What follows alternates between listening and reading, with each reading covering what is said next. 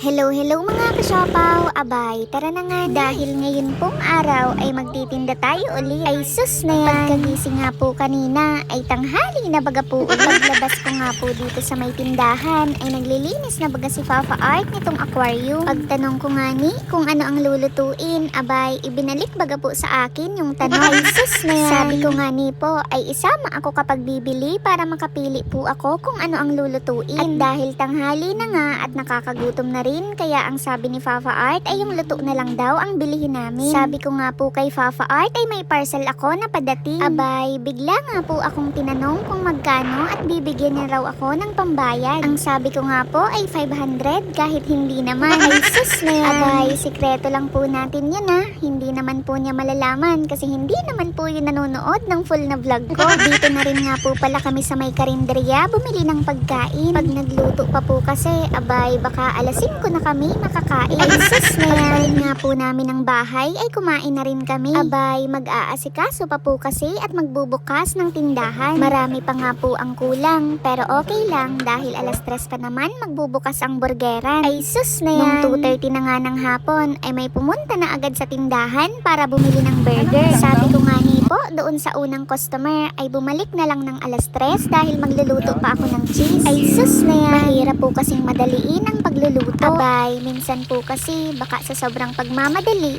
ay imbis na sumarap ay lalo lang masayang. Kung ang ibinigay nga po namin na waiting time ay 15 to 20 minutes ay hayaan nyo po kaming i-consume yon para gawin ang order nyo. Kapag nagmamadali po kasi ang customer ay nagmamadali rin po kami na lutuin ang order. Abay, mabuti na lang nga ni at wala pa namang bumabalik na customer para sabihin na hindi nalagyan ng chicken yung burger nila. Ay sus na yan. O kaya naman ay hindi nalagyan ng lettuce o kamatis. Nakita mo yung sunset? It means everything ends beautifully.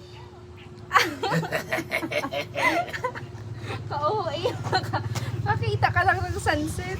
Abay, ayan, at dahil nabakante na nga ako sa pagluluto, kaya lumabas na rin ako dito sa may tindahan. Kapag bandang alas 5 na po kasi ng hapon, ay ang ganda baga po ng sunset dito sa Awitan. Ay sus na yan! So guys, nakita nyo ba yan? Di ba? Ang ganda ng sunset dito.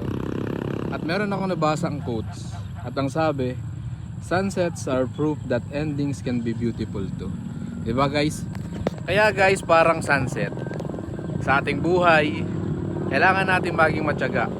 Dahil sa dulo, lahat ng paghihirap natin, may magandang mapupuntahan. Kaya guys, huwag niyong tigilan ang magsumikap at mangarap. Ganyan guys, kaya go lang tayo palagi.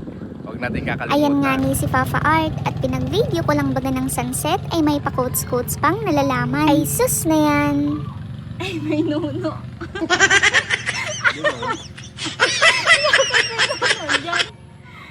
Grabe naman yan, gabing-gabi na nakatambay pa.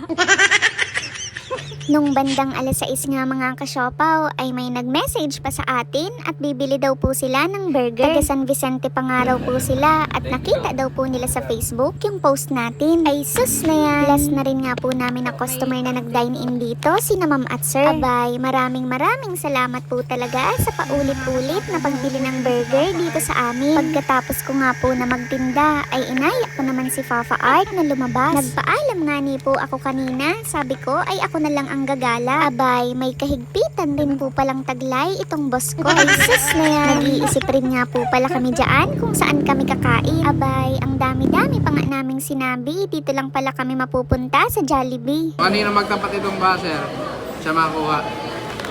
Oh, ikaw. Pag nag-buzzer na. Sige. Diba?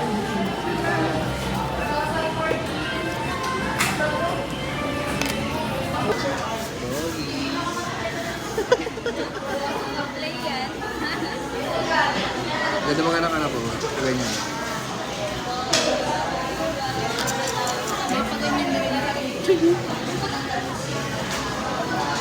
Kalbo ka dyan. Ayan nga ni, at pinaikot-ikot pa bagay yung buzzer ay siya rin naman pala ang kukuha ng order. Ay sus na yan. At dahil masipag tayo, ay deserve naman natin na mag-Jollibee kahit paminsan-minsan. Ito yun guys, oh. Yeah! Ah.